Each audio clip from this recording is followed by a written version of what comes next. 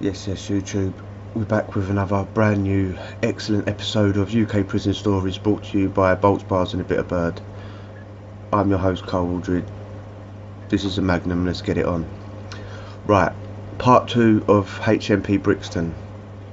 Yesterday we saw how they treated a mentally ill patient, inmate, patient, and he wasn't treated very well. He was left in his cell, eating his own faeces, smearing it all over himself, putting it everywhere other than the piss pot, which is what they used back then. There wasn't a toilet, so they used to piss in a bucket or a piss pot and get rid of it in the morning. But giving someone with mental health problems a piss pot and accepting them not to wear it as a hat is quite funny in itself, isn't it? This is part 2. I'll skip forward a little bit. I had a little look myself, and I found the bit I skipped a little bit boring, so hey ho. But this is about a lifer down the block. What being down the block, what being a lifer is like in Brixton. So let's get it on. Education facilities, he said, were very limited. Most inmates are on remand, but some are sentenced, waiting transfer to prisons like Gartree. What's your sentence? I'm doing life. For what? Murder. Can you do it? It's not whether can I do it, I've got to do it because I'm here. How will you do it? I do it to the best of my ability, and that's just getting on with it and doing whatever I can to help myself. It's got to be done. I can't cry about it. I've done all my crying. I just take it. This is a quick one. People always say that, don't they? How do you do it? How can you get through it? I could never do it. You could. The highest majority of the population could. They could easily do it because you just deal with it, and it becomes normal. What's abnormal becomes normal within a couple of days. You just get on with it. Each day at a time, and I just keep my head down and I just get on with it. You've done your crime. I've done my crime. There's days when I do still cry. Of course I cry. He's vegetated. Now that sounds a terrible word to use. He's not doing anything. He's stagnant. And he's getting frustrated because we cannot say to him, you will be going to Gartree tomorrow, the next day, or whatever, because it's out of our hands. It's all up with tactical management at headquarters to deal with this. Frustration is likely to trigger an explosion. Possibly. And it did. The prisoner... You see, when you are sentenced and you're doing a big bird, like a life sentence, or you're doing years and years behind the door, you don't want to be in a remand jail. You don't want to be there because he's going to have to do all sorts of courses, have to go all sorts of meetings to get his parole, or to lower his score enough, his risk factor enough, lower that down enough so he can get out in X amount of years, whatever he's got. And if he's stuck there, he can't. And people might be thinking, well, he's got years and years to do it, but not always. He might go to Gartree and they only do that course once in however many years, and then by the time the course comes around again, he's gone to another jail that don't even do the course. So to be stuck in a remand jail, and you got to remember, he's doing years and years and years, and he'll be banged up next to people that are doing 2 weeks for nicking a jar of coffee. Yeah, he won't want to hear all this shit that they talk. He just wants to get to a sentence prison and be amongst other sentenced prisoners. The prisoner awaiting transfer was brought down to the segregation unit.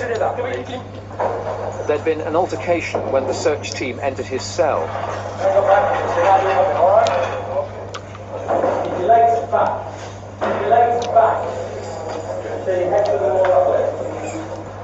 Get the use of force. Yeah, the team that got around to fill the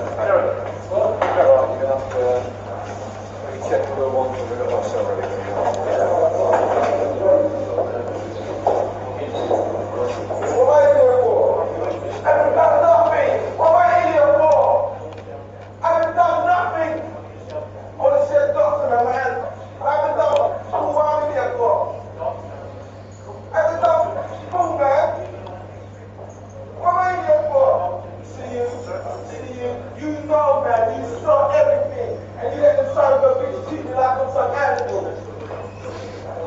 How can you take me like that? I want to see the doctor from my hand. You're not a doctor. You're not a doctor. You know the governor's gone, send that black officer down so it doesn't look like a load of white officers just kicked shit out of him, mate. Got there a bit late, didn't he? After it's all over, just standing at the back. You know they kicked him. Get in there. We don't want it to make out. We just kicked the shit out of him. load of middle-aged white geezers just pummeled the black man.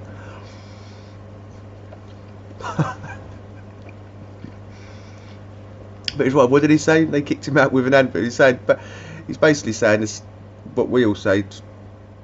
Fucking 25 years later, no matter what is wrong with you, no matter how many bones are broke, they'll give you a paracetamol and tell you to go back to your cell. Been brought down under restraint. On under escort. I can't see any visible injuries, but of course I'm not a doctor. Okay. What do you see? A little bit of respect. No, for the doctor. Never forget my name, man. His wing officer was sent for. The prisoner calls him Governor. Governor! Come back. Can I have a word, please, Governor? I can talk to you. In a minute. I want to see you. I want to see you. Governor, I'll speak to you, please.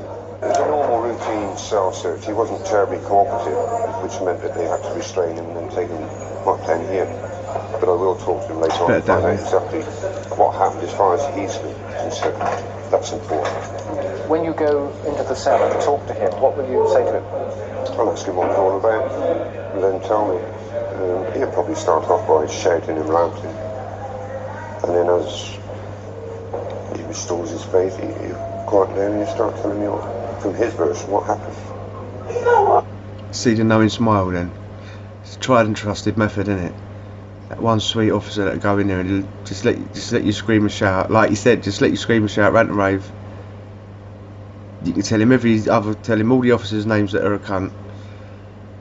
He'll sit there, he'll nod his head, he'll actually do nothing, and then you'll be calm and he'll leave. You might even go and get your Rizzler off your next door or something.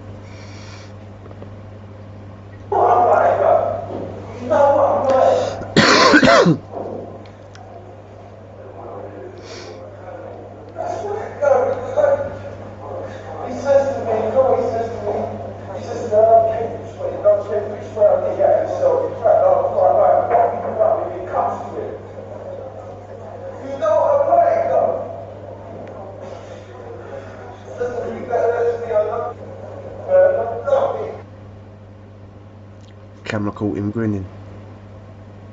Camera just caught him grinning, and he was listening to him. Was he sobbing his heart out? He's pouring his heart out at bare minimum, and he's upset and he's angry in there. Camera just caught him smiling. He instantly wiped the smile off his face when he see the camera. Scumbag.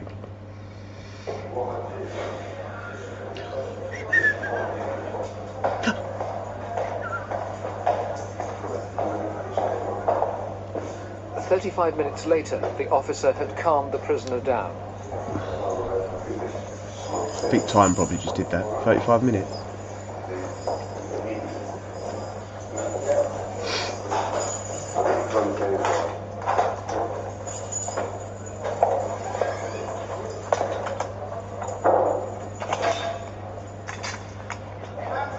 Maximum effort on the exercise, boys. Catch your breath on the job. Prisoners explode because there's little opportunity to work off their frustrations. The judge described facilities as impoverished. Brixton learns to improvise. I feel that gym time for the inmates is the best thing that you can have. I mean, you can give them any amount of welfare, probation workers and cell hobbies. I mean, that's all right, but really what the lads want is gym. They want football, they want weight training, circuit training, basketball, you know. That's what gets lads in. He's 100% right. People just want to work out, don't they? Relieve stress. That's just what it does. When you're angry, if you work out, and I barely worked out in prison. In all fairness, barely did anything. Like good, good and healthy. But it relieves stress, doesn't it? When you get angry, if you have a good workout, you're too knackered to be angry. And he's right. It keeps them. They get back to the ring. They want to go and have some grub and lay down. Screws don't see it like that though, do they? Prisoners, like prison governors and shit. I swear they think like they don't want you to get too big in there because you're going to get too strong and be a handful. Sure, that's what it is, because they took out there's so much stuff that you can't have that you used to be allowed, and jails would probably more behave when you was allowed like boxing equipment and whatever else they banned. You know, out the cells. There's a small, reasonably well-equipped gym at Brixton, but unfortunately the inmates aren't allowed to use it because its term has been outside the security wall. The staff use it, and it's just a crying shame that the inmates can't use it. And the inmates all know that the staff are in there because they hear us every dinner time playing football. In Brixton, the walls hear everything.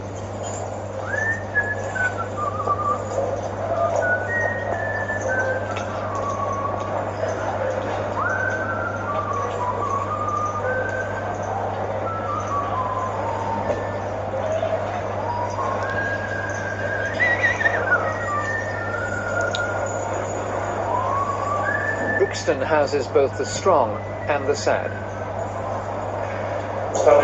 Both come before the governor. This prisoner had run away whilst working outside the walls.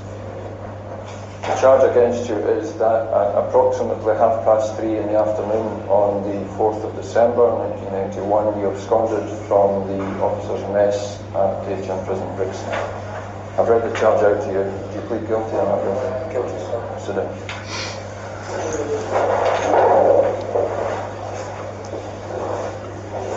I was carrying out my normal duties in the officers' mess. At this time, I noticed that NX0012 was not present. A subsequent search showed that he had, in fact, absconded. That's Mr. Davis' evidence. Thank you very much. That's when I was meant to do it. Officers' mess, for those that don't know, is where the officers go and eat their grub. It's like a cafe inside the jail. I'm sure they pay for it. They do pay for it. I've never worked in one, seen inside one a couple of times. Yeah, it's all homemade food. As you'd expect, better than prisoners' food, because screws ain't prisoners, are they? So they're going to get better food. Wasn't a moan. For those that are about to say, "Hey, what, you were fed behind the arse, scumbag." I had a cellmate that used to work in the officers' mess, used to come back with like lasagnas and apple crumbles and custard, which is all good when you're used to eating shit. We cleaned it a few times, nicked loads of cheese, all the fizzy drinks, Mars bars, sandwiches, and they didn't know I was doing it. We was putting it in one of those blue suction hoovers that suck up all the water. Just taking the lid off and putting it all in there. They did not have a clue. Yeah, good times, man. Good times in the officers' mess. I understand there are domestic difficulties on the outside. It's unfortunate you didn't discuss them before this happened. Sir, I did ask for Steve to make a phone call, but he wouldn't. Well, we'll look into that outside of here, but you appreciate that escaping from lawful custody is a serious matter. To underline the seriousness of the charge, I'm going to punish you to the limit of my authority. You will forfeit 28 days remission, and in addition, you will forfeit all privileges for a period of 21 days, excluding publications. That is, you'll serve 21 days in circumstance. Okay. 28 days remission is 28 extra days, basically. You're given 28 extra days. But being on the run for 50 odd days, I think they tell you that in a sec, but he was on the run 50 odd days and he's just been given 28 extra days. And I don't know if it was the same back then, but it probably was. There's nothing ever changes behind the door. You can apply for half of them back after 6 months. Probably won't get half, but he'll end up with what, 20 extra days, something along those lines. Maybe even just get straight half knocked off, just end up with 14 extra days. So, but that's what remission means. He's been given extra days.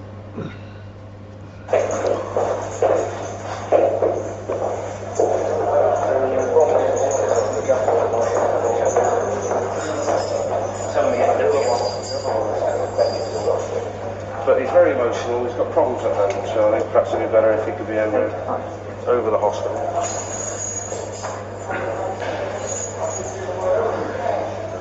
The prisoner was sobbing in his cell.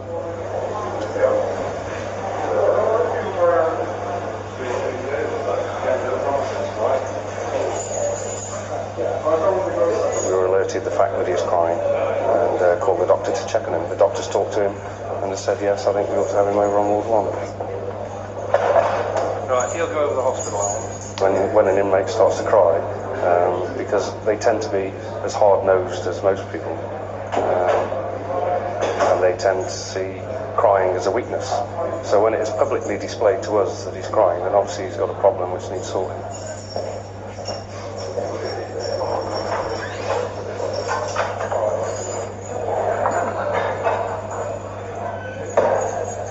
You ran away from prison for 54 days, which is a very serious offence. Why did you do that? Because one of the reasons was because I miss my family. I wanted to be with them. I did think about giving myself up, but it was too hard to walk through that gate. But I did give myself up in the end. That's what stops everyone handing themselves in, isn't it? It's just so hard to willingly give your freedom up, isn't it? I don't think I've ever done it. No, I have done it. I've walked into a police station once or something.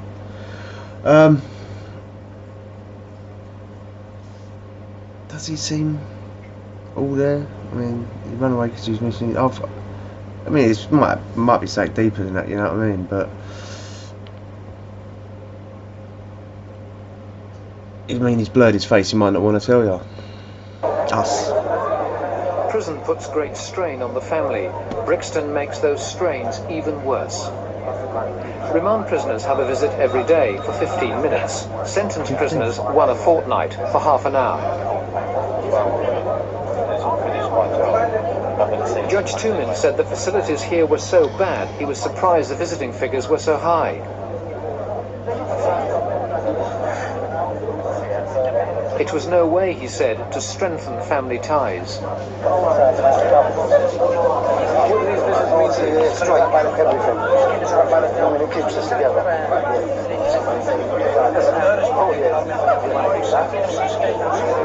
My boys look forward to it so much when they come up here, you know, to kiss and cuddles and I mean, the way he is today, he's not usually like this. He don't leave me alone, arms around my neck all the way through the visit.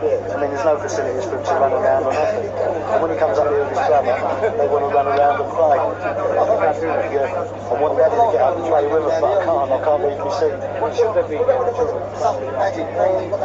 Just a room with his facilities for all children to play with each other. So like a normal environment, like a nursery or somewhere like that. That way, the husbands and wives can have their chat or whatever. And at the end of the visit, possibly have 5 or 10 minutes with the children, have a kiss with the children and cuddle with them. I mean, the reason they're brought up really is to see their father anyway. It means a lot. I mean, for them to be able to come up here and see their dad, and you don't get very long, you get about 15-20 minutes. Yeah, it is, because my boy gets upset sometimes, he doesn't want to come because he knows it's horrible here. And he just doesn't like coming here because he gets frustrated of waiting outside. Oh, really? I just want to say, the girls' haircuts of the 90s, I forgot what that's called, permanent? Airspray to high heaven. Off her nut on hairspray. My mum had it, everyone had that stupid haircut. Oh, sorry. I go back to my cell and all I can think about is my kids, and they get really upset when they leave the visit. 15 minutes is just not long enough to be able to have a cuddle with your children and say what you need to say to your wife. It's a jumper, man. Proper jumper.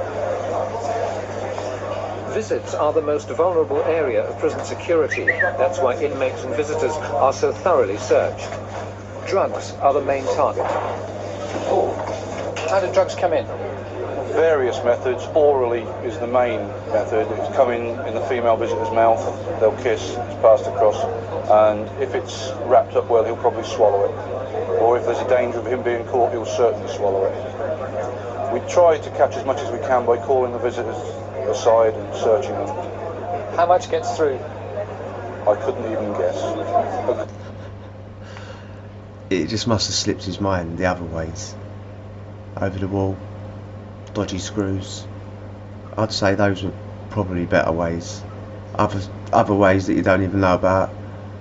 But I'd say those are probably good, better ways, as you're only getting so much in your mouth or up your behind. You're going to get loads in the gym bag, aren't you? In the duffel bag, you're going to get loads. You could get loads into a Pringles pot and launch it over a wall. Screws always forget to mention that one though, don't they? A good quantity. As I said, we only touched the tip of the iceberg. The very tip. As we understand, there's quite a bit inside. Oh yes. Doesn't surprise you? Not at all. Not at all. I should imagine it's probably easier to get it inside than it is on the out. This is the worst slum. This is the pits, this prison. It's the pits. This is the worst place. I mean, the way they even treat your visitors when you're on a visit, right, it's unbelievable. They might as well just cancel visits the way they go about it. Do you know what I mean? They want you passing drugs? Or anything else? No, not just that. I mean, passing the drugs. I mean, you don't have to go and visit to pass the drugs. I mean, if they're going to say that, they know. Well, we know that there's a million ways to skin a cat. You understand? Maybe you can do all that without being on a visit. Prisoners have told us that what they resent in the visiting area is having mouths of their wives, girlfriends, mothers, relatives searched for drugs. They find that degrading, they find it intrusive, an acute invasion of privacy. I can understand their feelings, but there again, we've got a job to do. We know how it's coming in. We've got to try and stop it. If we just stand back and let them walk in and out, this place will be absolutely flooded.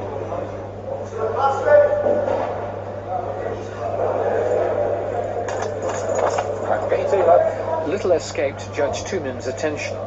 Why mealtime so early? Why lunch at 11:30? Why the evening meal at 4:30? It's the same now. Well, I don't even know why they're going on about that. I must have missed that bit. But it's the exact same now. Why meals at 4:30 and lunch at 11:30? When has it never been that? Except when it's late. It's when it starts. Your door might not get opened up till half 12. He said meals should be served an hour later, but feeding times remain much the same. Judge Tumin said that the regime is little more than routine based on the serving of meals, slopping out, exercise and watching the occasional video. That's still the case, isn't it, at the moment? We've made considerable strides since Judge Tumin was here almost 2 years ago. The numbers of prisoners here have been significantly reduced. I've always considered that that was the key to the development of the prison. The prisoners are still locked up for far too long a period during the day, but that's gradually and consistently being reduced. Prisoners are out of their cell more now than they were when Judge Tumin visited, and hopefully we'll be able to extend the daily routine, the daily time out of cells on a consistent basis in the months to come. Judge Tumin recommended that Brixton needed a proper sports hall, proper education block, proper work and training facilities, a new reception area, a new visiting area. Are they going to happen?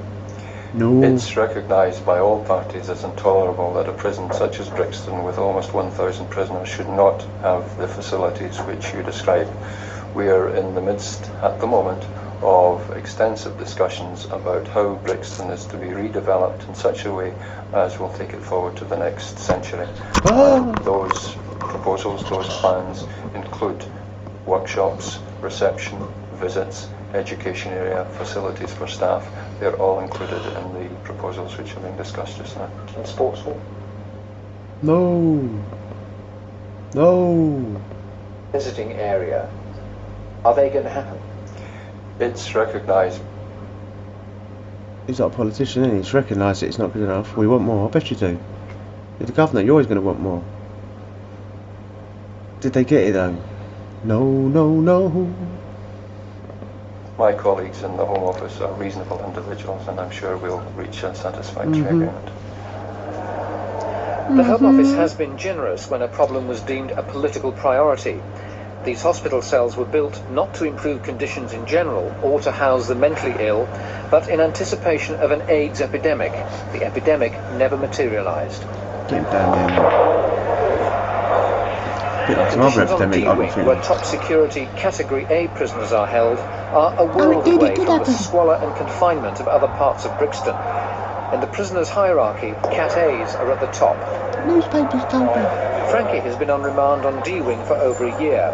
He's charged with serious drug offences and is still awaiting trial. He's only one of 24 prisoners here. The staff ratio is very high. To Frankie, D-Wing is home from home.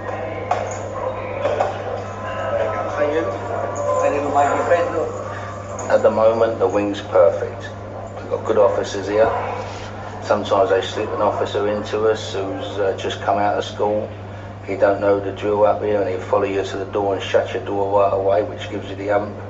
But we go down to the office and we have a word with the governor in the office, or the PO, or the SO, which are quite understanding fellas, and they sit down and have a talk, and it's sorted out within a matter of minutes.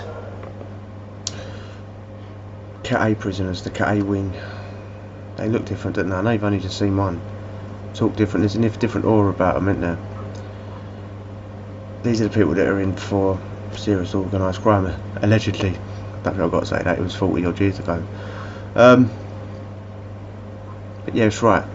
Screws will be softer on them because they don't want the drama from them, and they know them geezers are probably going to be living down there for a long time, so they don't want the drama. They're not stupid. They'd rather just have it easy. It's not like they're giving them the world. Like they just being a bit more leeway with the opening and shutting the doors and a bit better grub, and well, they buy their own grub and all that. I'm sure lifers have always bought their own grub and had their own little section of the kitchen.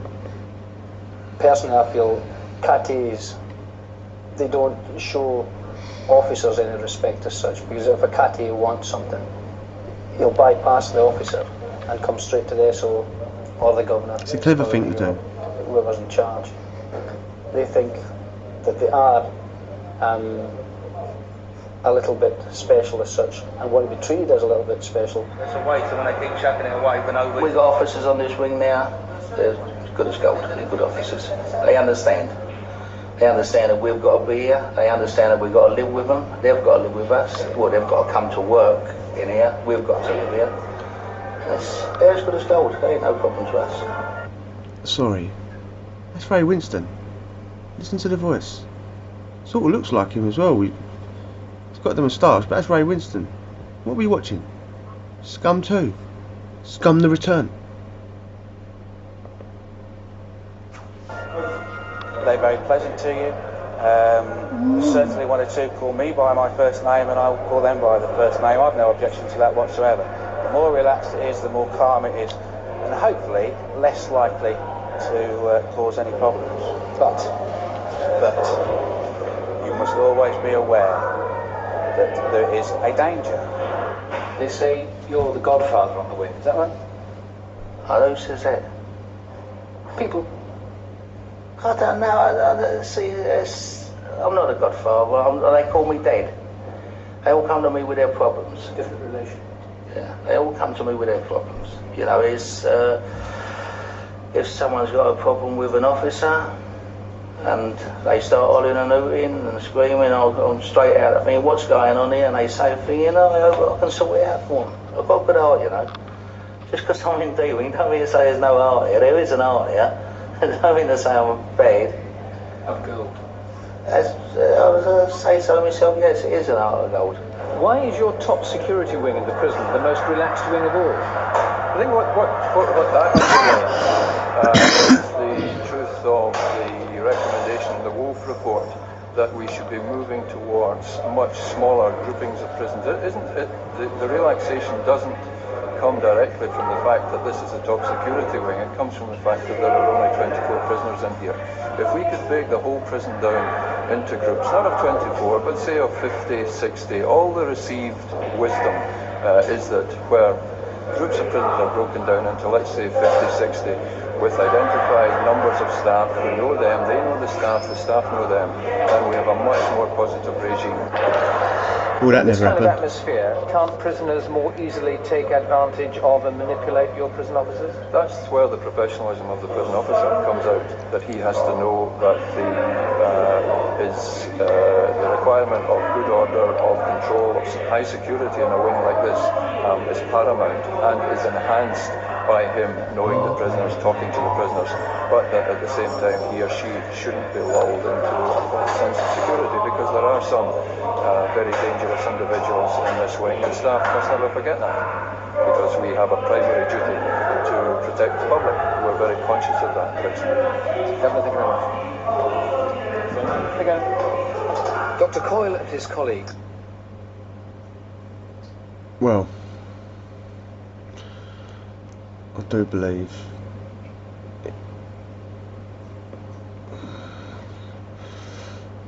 we're coming to an end on it. Let's have one more book. Consign the old Brixton to history, and they're requesting over £30 million to carry out the judge's recommendations. The figures are now on the Home Secretary's desk. Such change would not only transform the face of Brixton, but assuage the decades of guilt. Brixton Prison, past, present, and hope. Guilt? Who's feeling guilty? Bet the screws ain't. Bet the government ain't. I bet whoever got the money ain't. Bet the prisoners ain't. There you go. What it's like in Wing-Hmp Brixton if you're a LIFO, what it's like in Wing-Hmp Brixton if you're on the high security category A unit. I mean, I wouldn't want to be a category A prisoner, but if I was, I'd want to be on that unit. Away from the madhouse, you know what I mean? 24 geezers, all probably sensible, all keeping the nut down. No shouting out the window at night, blaring music all fucking day. Heaven. I'm in heaven. Anyway, if you like that, hit the subscribe. And do one, alright? Just do one. Just get out.